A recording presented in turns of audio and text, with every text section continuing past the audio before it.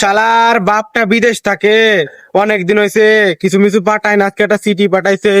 শালার আমি মুখ্য সূক্ষ্ম মানুষ, কিছু বুঝি নে, দেখি ওরে পাই নাকি চিঠিটা পড়াই শুনতাম।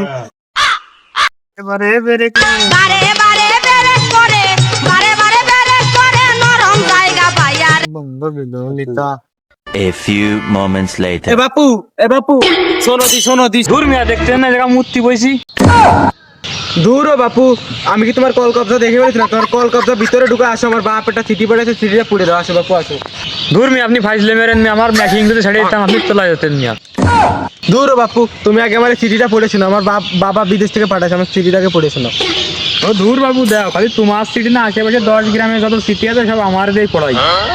হ্যাঁ, আমি দেখেই তো ঠিক পাইছি, তুমি মূর্তি বসে যে গানটা গাইছিলে, আমি দেখেই ঠিক পাইছি তুমি এই গ্রামে সব থেকে বড় শিক্ষিত। আচ্ছা। আরে বাবা, তুমি সরে কথা কান্তিছো কেন? আমার বাবার কি খবর এটাই দাও, আমার বাবার কি খবর এটাই দাও। আরে মিয়া আপনার বাবার কথা কইনি, আমি তো সরে আসরে বড় ছোট বড় হয়ে গেছে। ওরে ভাই গো, আগে চরে কত বড় আসিল, এখন কত ছোট হয়ে গেছে। ও ভাই গো, দাও ভাই কত না।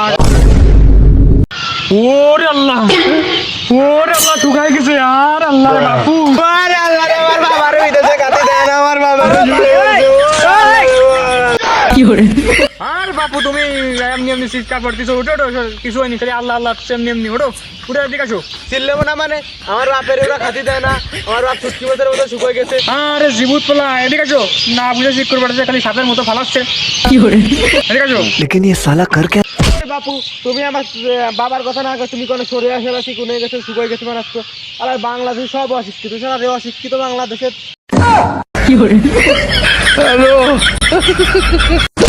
भगवान क्या जुलुम है?